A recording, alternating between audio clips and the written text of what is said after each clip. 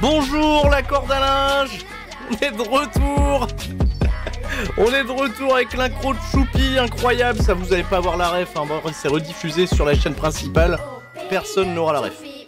Mais on a bien rigolé hein, sur la review de Forbidden Door avec Choupi le banger. Et nous sommes précisément aujourd'hui le 2 juillet 2024 pour parler de l'épisode de SmackDown du 28 juin 2024. Je sais que c'est un petit peu tard, mais ça a été très réclamé. Donc on va faire une petite rétrospective sur ce show. Allez, épisode de SmackDown, New York City, New York. On est au Madison Square Garden. Et au Madison Square Garden, qu'est-ce qu'on fait? On fait du catch. Généralement, on fait des événements toujours un petit peu épiques. On n'a pas eu un événement peut-être aussi épique qu'attendu au vu de la carte qui avait été annoncée. C'est plus les événements, le drama qui s'y passera, qui sera un peu épique. Mais je m'attendais à des trucs un petit peu plus huge, dont notamment, je me suis dit, tiens, ça aurait peut-être été le bon moment de ramener un petit The Rock, un petit filler de ce qui s'était passé avec Cody Rhodes la première fois. Je m'attendais à un truc un petit peu plus buzz sur cet épisode, je ne vous le cache pas. 28 juin 2024, dans la nuit, hein, bien sûr, du vendredi au samedi, ça ne bouge pas. Programme de l'émission, combat qualificatif pour le Money in the Bank et les Knights. Yeah! Fera face à Logan Paul et Santos Escobar. Également, combat qualificatif pour le Money in the Bank féminin. Candice LeRae, Jade Cargill et Tiffany Stratton sont au programme. Et on nous remonte bien évidemment les événements de la semaine écoulée où Jacob Fatu a intégré la Bloodline, laissant notre bon ami Paul Heyman totalement choc-barre de baiser.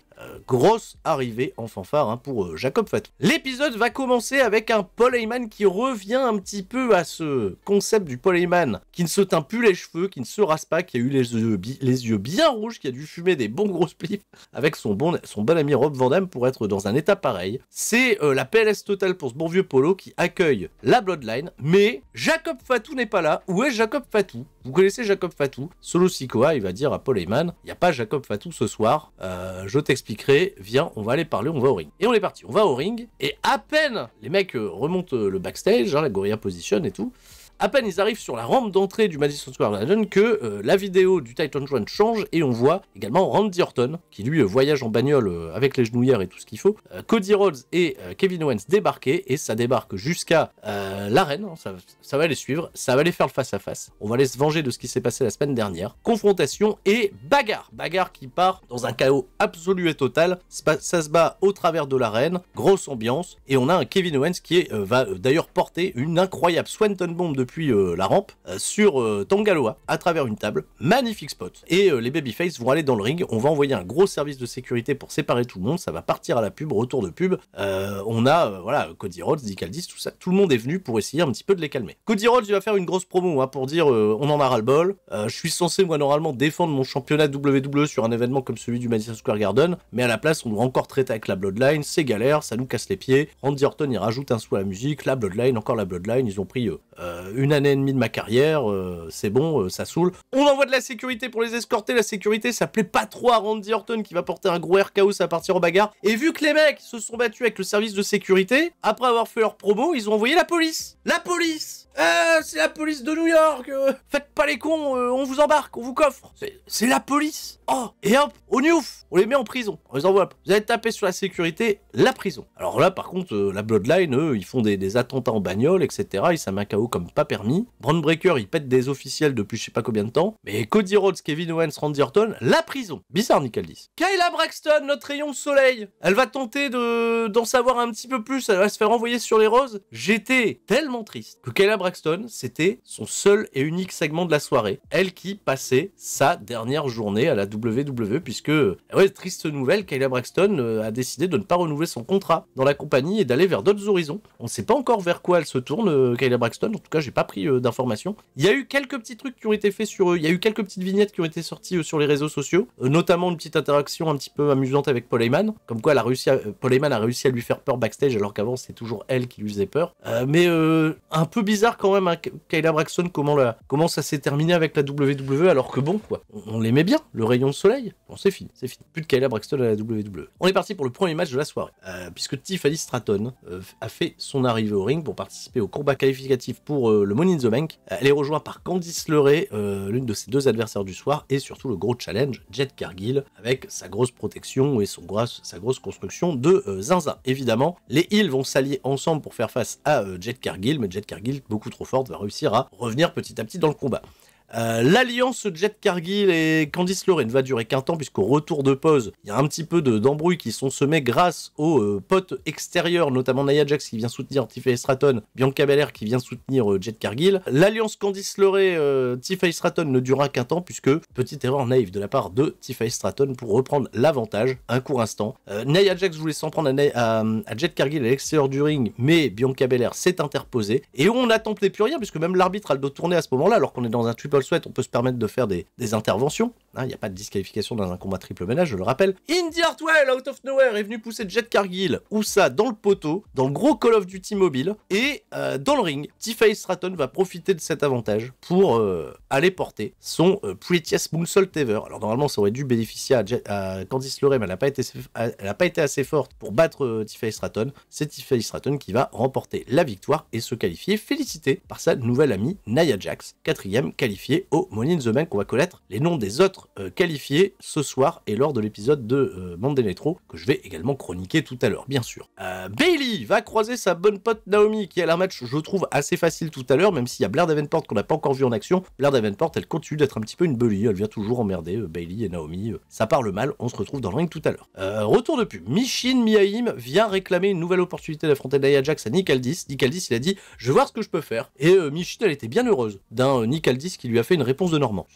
Si elle veut. Il y a les Street Profits qui viennent également réclamer des opportunités pour je ne sais pas quoi. Pour le championnat par équipe peut-être, j'en sais rien. Il y a les Pretty Deadly aussi, on n'a pas de programme, on nous a pas vu catcher depuis au moins l'avant WrestleMania. Eux aussi viennent dire on est à New York, on aimerait faire une comédie musicale et aller à Broadway. Bah figurez-vous qu'à partir de tout ça, Nick Aldis il est pantois, il en peut plus, il va décider qu'il y aura un match entre les 2 équipes la semaine prochaine. Voilà.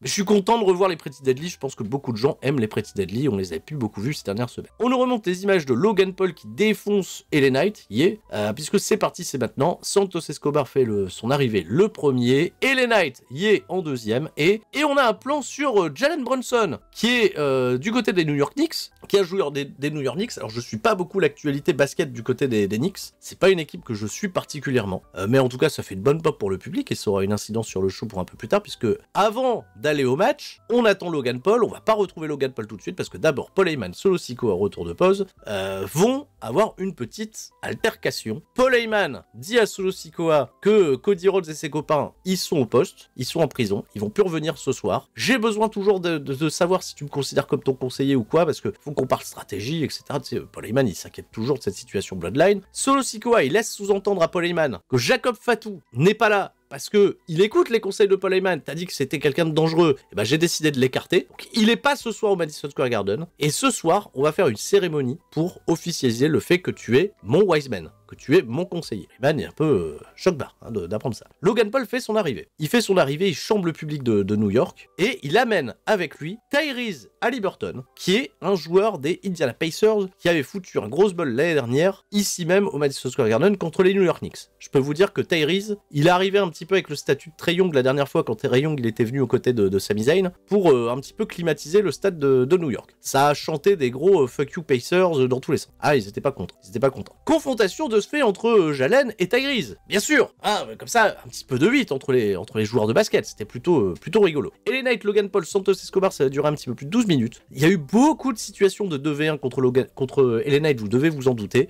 Ça a pas toujours été simple, mais LA Knight, il arrive toujours à faire ses comebacks, ça gère plutôt bien. Et un moveset qui continue un petit peu d'évoluer avec LA Knight, avec des prises un petit peu plus powerhouse, j'ai trouvé que d'habitude. Santos Escobar et Logan Paul vont décider à un moment donné, évidemment, de se foutre sur la gueule, parce que il faut quand même chercher à gagner. Et Logan Paul va demander à Tyrese d'aller récupérer son poids américain auprès du pote de Logan Paul pour tenter de gruger. Sachant que la gruge est autorisée, c'est un combat triple menace. Il n'y a pas besoin d'avoir un arbitre avec une attention détournée, je le rappelle. Mais, très étrangement, on a Jalil Denix qui va venir interférer, des arbitres qui vont tenter de les séparer. Ok, d'accord, je veux bien, pas de problème avec la National Basketball Association. Et pendant ce temps-là, pendant qu'il y a des miscos, on a eu LA Knight qui a porté son finish sur Santos Escobar, qui s'est fait roll-up par Logan Logan Paul qui s'est fait roll-up derrière en no color roll. Et let's fucking go, Jalen Bronson, voilà, qui était venu donner un coup de main. Et les Knights, se qualifie, remporte la victoire en faisant le pin sur Logan Paul. Derrière, situation de 2v1 et Jalen Bronson va venir faire le save, équilibrer tout ça avec une chaise. Alors d'abord, il met la chaise dans le ring, il la met un peu proche des adversaires. Il y a LA Knight qui doit se déployer de tout son long pour essayer d'aller chercher la chaise pour pas que les autres l'utilisent. C'était un petit peu maladroit, mais c'était bien pour faire un segment de confrontation entre le joueur des Knicks et celui des Pacers. Logan Paul a battu en retraite avec son pote Tyrese et célébration de LA Knight. Moment sympa pour le public, il y a eu une bonne réaction. Voilà.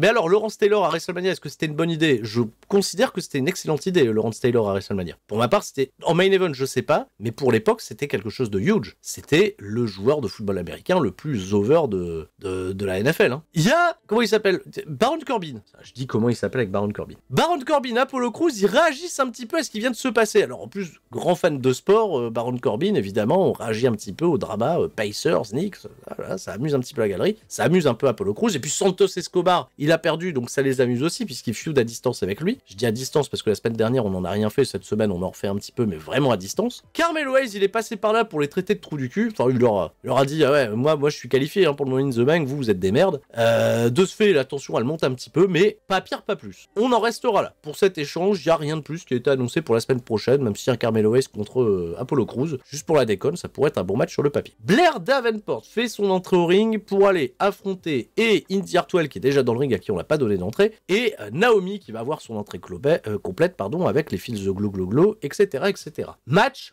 pas ouf. Match où il y a très peu de 8 en réalité, et pas un gros star power. Il y a que Naomi, Indy Hartwell, vous savez très bien que c'est pas non plus la plus grande des formes à la WWE, et Blair Davenport, les gens la connaissent pas encore véritablement, c'est son premier match. Elle a montré des choses assez intéressantes, je trouve, Blair Davenport, mais pas pire. Parce que à la fin du match, c'est même pas elle qui va être dans le spot final, c'est Indy Hartwell, qui est la heel la plus menaçante pour Naomi, et c'est Jade Cargill qui va venir se venger du move de tout à l'heure, qui va la pousser dans le poteau, la remettre dans le ring, et derrière, Naomi va remporter la victoire avec sa Full Nelson Bomb et son petit tombé enchaîné. Victoire de Naomi qui se qualifie, peut-être un peu logiquement, peut-être que certains auraient préféré Blair Davenport pour en voir un petit peu plus d'elle. C'est Naomi qui passe, et qui est donc la 5e qualifiée pour ce Money in the Bank. Bon, et on nous dit que dans un instant, ça y est, c'est parti, la Bloodline Acknowledgement Ceremony pour Paul Heyman, qui va devenir officiellement le Wiseman. C'est vrai que Naomi était habillée en Magnetic Box. Incroyable. On nous annonce que la semaine prochaine, Bianca Belair et Jade Cargill contre Candice LeRae et Indy Hartwell. Ça y est, là je le dis. Hein. On refait le match. Ça y est, hein, c'est bon, hein, elle nous avait un petit peu saoulé cette mini-feud, là on est reparti. Les Street Profits contre les Pretty Deadly, comme je l'avais dit tout à l'heure. Et enfin, le dernier match, alors je ferai pas de récap, mais j'en suis un petit peu triste. Grayson Waller et Austin Theory n'auront pas de match en pay-per-view contre DIY, ça sera à SmackDown. Et je l'avais un petit peu anticipé celui-là, parce que Toronto, c'est la ville dans laquelle DIY, Ciampa et Gargano ont remporté les championnats NXT dans un excellent match à l'époque contre le Revival. Un match que je vous recommande si vous ne l'avez jamais vu. Un match totalement trop cool, totalement épique. Donc ils sont pas étrangers au goût de la victoire dans la ville de Toronto. Ça va être les arguments qui vont avancer évidemment au micro de Byron Saxton. Ça va pas durer longtemps puisque Austin Theory va se pointer, va les remettre à leur place. Bien évidemment, Johnny Gargano, il va faire la morale à Austin Theory parce que Grayson Waller, il se sert de toi, c'est pas ton pote, patati patata. Et Grayson Waller va arriver out of nowhere, il va buter DIY. Austin Theory, il va les récupérer. Enfin, le mec en 1v2, Grayson Waller, il a buté les mecs de DIY. On a un plan sur eux, c'est la galère, ils s'en sont pas remis. Bon, le turn, il est à prévoir. Le turn, il est vraiment à prévoir. Bon, Screen est un petit peu merdé, c'est pour ça que vous voyez un aussi pas joli Paul Heyman, qui va présenter la Bloodline pour le rituel d'acknowledgement de ce même Paul Heyman. Attention, intervention de Solo Sikoa, qui effraie toujours un petit peu Paul Heyman. Qu'est-ce qu'il va dire Solo Sikoa? Solo Sikoa l'interrompt. Solo Sikoa, il va prendre le micro, et il va demander au public du Madison Square Garden d'accueillir Jacob Fatu. Attends, il avait pas dit qu'il l'avait pas pris dans la Bloodline, que le mec était... Non! Voilà Jacob Fatu. Musique d'entrée, belle chorégraphie, oui ça chante We Want Roman, peu importe. L'enforcer, Jacob Fatu va être à Solo Sikoa, ce que Solo Sikoa a été à l'époque à Roman Reigns. Ça fait un peu surpris Paul Heyman, hein, on lui a menti. La transparence dans le clan ne fonctionne pas bien. Deuxième point important pour Solo Sikoa, il va demander au public du Madison Square Garden de l'acknowledge. Acknowledge me, reconnaissez-moi comme... il n'a pas dit acknowledge me as your tribal chief, acknowledge me. Là, les mecs lèvent le doigt, des grosses huées, ça chante We Want Roman, et pour Paul Heyman, c'est dur à entendre, tu vois. Quoi? Mais c'est la phrase de Roman Reigns, c'est pas... Et il va le prendre. Chacun des membres, Tangaloa, Tamatonga, pardon, est-ce que tu m'acknowledges? Tanga Loa, je t'aime, mon Solo Sikoa, je vous acknowledge. Tanga Loa, il fait la même. Jacob Fatou, bien déterminé, la même et tout pareil, on acknowledge Solo Sikoa, je t'aime mon frère. Et maintenant, vous aurez compris. Paul Heyman, t'auras qu'une seule chance, tu dois m'acknowledge toi aussi. Là, le plan, il est super. Le plan sur Paul Heyman, qui est vraiment au bout de sa life, mais qui va peut-être se rebeller enfin, tu le sens peut-être arriver, c'est le moment de le faire. Est-ce que tu vas m'acknowledge? Et en plus de ça, pour m'acknowledge, tu vas le faire de manière un peu particulière. Tu vas devoir me remettre autour du cou le fameux collier de fleurs là des chefs tribal. Quand Paul Heyman découvre le collier, il fustige, il pète un câble, il fait putain mais où est-ce que t'as eu ça quoi? Comment ça se fait que vous ayez ça? Mais non, ça va trop loin. Et Solo Sikoa, très arrogant, très prétentieux, maintenant tu vas faire ce que je te dis et tout, un peu menaçant. Là. Paul Heyman, putain il hésite, ouais bon, et je reconnais que tu n'es pas mon chef tribal. Il a balancé le terme Paul Heyman, il y a une pop de zinzin à ce moment-là. Le regard de tout le monde change, surtout celui de Solo Sikoa. Paul Heyman, il a pris ses responsabilités, mais malheureusement, il n'y aura personne pour venir le sauver derrière. Il va se prendre un giga Samoan Spike, il va se prendre un splash de la 3e corde de Jacob Fatou, et ils vont le buter et le powerbombé sur la table des commentateurs. Il n'y a vraiment personne qui est venu faire le save, ils ont un peu galéré. Paul Heyman, pas un catcheur, par contre, il a pris un beau bump. Il a pris le bump pour le business. Paul Heyman risque de se faire write-off pendant un bon bout de temps. Ce qui serait... Bon allez, il a le droit de prendre un petit peu de congé, hein, Paul Heyman, hein, on l'a beaucoup vu ces derniers mois. Il a pas raté beaucoup d'épisodes de SmackDown. Quand la Bloodline était un petit peu en vacances, lui, il était toujours là pour faire le tampon. Paul Heyman s'est fait buter. C'est une question qu'on s'est posée au Japan Tour Festival avec Robin, avec d'autres créateurs qui étaient sur place. Est-ce qu'il y aura un autre conseiller au sein de la Bloodline? Est-ce qu'il n'y a pas un autre mec, pas catcher, qui aura le rôle de consultant? On s'est dit pourquoi pas William Regal, ça pourrait être drôle, ça pourrait être pas mal, mais je pense qu'il y aura peut-être un équivalent à Paul Heyman. Mais qui peut le faire? Qui peut être pertinent pour faire ce rôle-là? Je vous pose la question, évidemment, vous pouvez réagir sur YouTube et également dans ce chat. Alejandro Armando Estrada, ça aurait pu être un petit peu drôle, hein, parce qu'il y a le lien Umaga, tout ça, why not? Je sais pas véritablement. Solo Sikoa qui se fait remettre le collier derrière par Jacob Fatou, qui arrive déjà avec un très très gros rôle dans cette Bloodline 2.0, et on lève le doigt. Je sais qu'il y a énormément de messages pas forcément cool autour de la Bloodline en disant c'est vraiment la Bloodline de Wish, c'est nul, ça craint. Alors mettre de la hit, ils sont là pour avoir de la hit. Je suis très très content que la Bloodline elle reprend de la hit et qu'il puisse ce côté un peu, on kiffe tout Roman Reigns, mais bon allez, on l'a eu quand même pour jouer le jeu. Là il y a de la vraie hit sur eux. Ça va arriver probablement à SummerSlam, le Solo Sikoa contre Cody Rhodes. Si WWE, il y a la paire de balls, pour la crédibiliser une bonne fois pour toutes, allez foutre le putain de titre sur Solo Sikoa en vrai. Hein. Bon, c'est pas le meilleur in-ring, hein, bien sûr, hein, c'est peut-être le moins bon de tout. Il y a Tanga Loa dans le crew, tu me diras, mais peut-être le moins bon in-ring, mais si tu veux crédibiliser sa personnalité encore un peu plus, pourquoi pas faire le move de mettre le titre sur Solo Sikoa, hein. Au moins ça crédibilise la Bloodline, ça ferait peut-être chier beaucoup de gens. J'ai trouvé que c'était un angle intéressant. C'est vraiment le gros truc à se mettre sous la dent, hein, de cet épisode de SmackDown, c'était vraiment le seul coup d'éclat. Le reste était plutôt passable, ok, papier. Le titre sur Jacob Fatou, peut-être un autre titre, peut-être un titre plus secondaire, pourquoi pas le championnat des États-Unis. Jacob Fatou, gros capital également. Et il y a ce 3v3 donc, qui est prévu ce week-end à Money in the Bank avec Jacob Fatou, Tama Tonga et Solo Sikoa contre Kevin Owens, Randy Orton et Cody Rhodes. 6 sortes de prison.